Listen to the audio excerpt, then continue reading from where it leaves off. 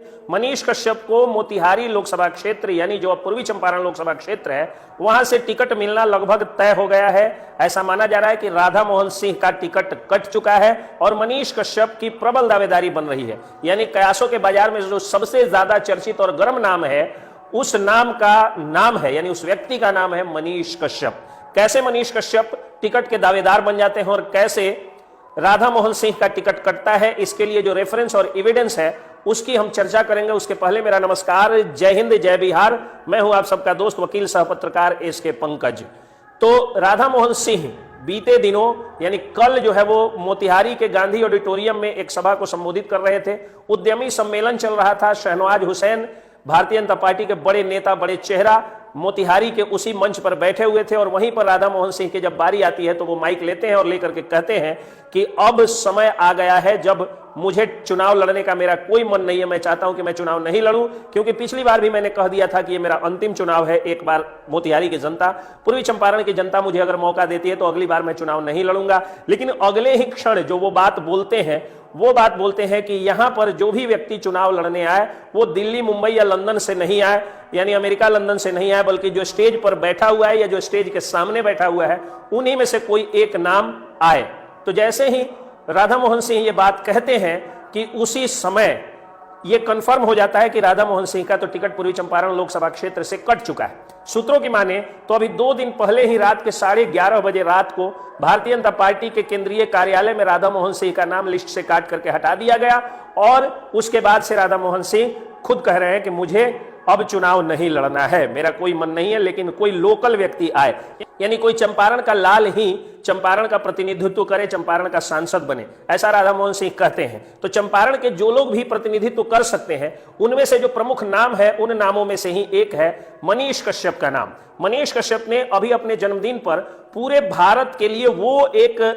आदर्श प्रस्तुत कर दिया है जिससे सीख लेकर के अब जगह जगह पर लोग ये काम करेंगे। उन्होंने यूट्यूबर्स सम्मान समारोह का आयोजन किया। दरअसल लोग क्या करते हैं कि डिजिटल मीडिया के पत्रकारों का वजन कम करने के लिए ये लोग उनको यूट्यूबर कह देते हैं। अब मनीष कश्यप ने कहा कि भाई हम यूट्यूबर कहला करके ही सम्मान पा लेंगे, अब तुम क्या कहोगे। और जब आप यूट्यूबर किसी डिजिटल मीडिया के पत्रकार को कहते हैं तो उसका रुआब कम नहीं करते हैं बल्कि उसको और मजबूत कर देते हैं। क्योंकि अगर आप केवल डिजिटल मीडिया का पत्रकार कहिएगा तो उसमें संजीत कुशवाहा होंगे, विजय जी होंगे, अजय जी होंगे, मनीष जी होंगे, अमजद खान साहब होंगे या कुमार अभिनव होंगे, राकेश तिवारी होंगे, ये सब लोग होंगे। लेकिन जब आप यूट्यूबर कह दीजिएगा तो एलविश यादव भी उसी ग्रुप में आ जाएंगे, राणा दीपू सिंह भी उसी ग्रुप में आ जाएंगे, मीना मानवी उसी ग्रुप में आ जाएगी और पीएम नरेंद्र मोदी तक उसी ग्रुप में आ जाएंगे क्योंकि अब वो भी यूट्यूबर बन चुके हैं। मनीष कश्यप ने देश भर के यूट्यूबर्स को इकट्ठा किया और हजारों की संख्या में यूट्यूबर्स वहां पर पहुंचे और उसके बाद मनीष कश्यप ने अपने जन्मदिन पर उनके लिए सम्मानित किया, उनको सम्मान दिया।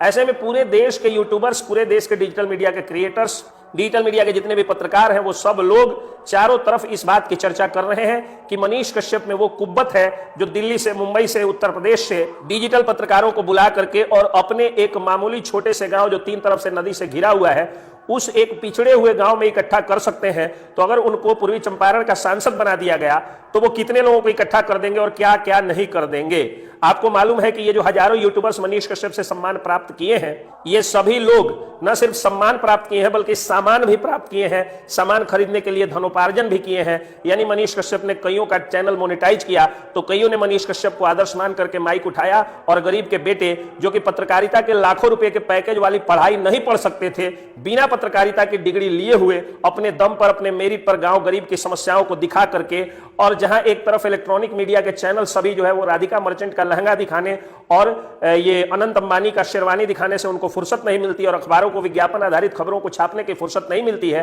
वैसे में डिजिटल मीडिया के पत्रकार नल जल योजना का भ्रष्टाचार दिखा करके, संरचना कार्यों में जो है घोटाला दिखा करके, सोलिंग में 4 नंबर का ईंट लगता है तो उसको दिखा करके, रोड का गड्ढा दिखा करके, गरीब बच्चों की पढ़ाई की समस्या दिखा करके, मिड डे मील का घोटाला दिखा करके और जमीनी स्तर से ग्राउंड रिपोर्टिंग करके अपने मेधा के बल पर, वैसे सारे डिजिटल मीडिया के पत्रकार जिन लोगों ने अपनी पहचान समाज में बनाई थी उन सबको मनीष कश्यप ने एक मंच पर बुला करके सम्मानित किया। तो पूरे देश में यह मैसेज गया कि ऐसे ही व्यक्ति को सांसद बनना चाहिए, मनीष कश्यप जैसे व्यक्ति को ही भारतीय जनता पार्टी को टिकट देना चाहिए, क्योंकि मनीष कश्यप इकलौता व्यक्ति है। पूरे बिहार भाजपा में कोई ऐसा व्यक्ति नहीं है कि मनीष कश्यप की तरफ भीड़ जुटा सके। तेजस्वी यादव की रैलियों में भीड़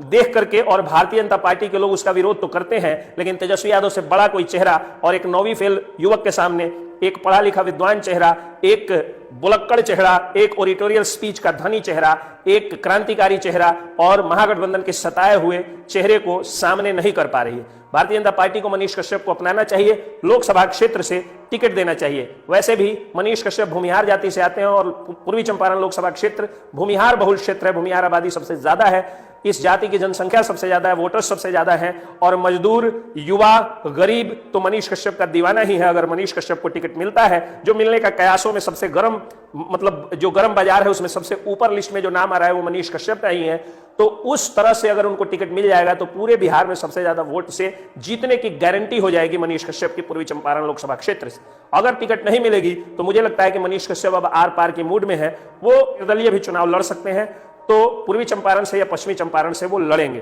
देखना है कि क्या होता है। फिलहाल ये कंफर्म न्यूज है कि राधा मोहन सिंह का टिकट कट चुका है और मनीष कश्यप का नाम सबसे ऊपर की लिस्ट में है। बाकी कयास है, न तो मैं टिकट देने वाला हूं, न मैं लेने वाला हूं, न ही मैं नेता हूं, न ही ज्यादा नेता समझता हूं, क्योंकि ये राजनीति इन भेड़ियों को ही फली है। हम गरीबों की कौम तो ऐसे ही भली है। जय हिंद, जय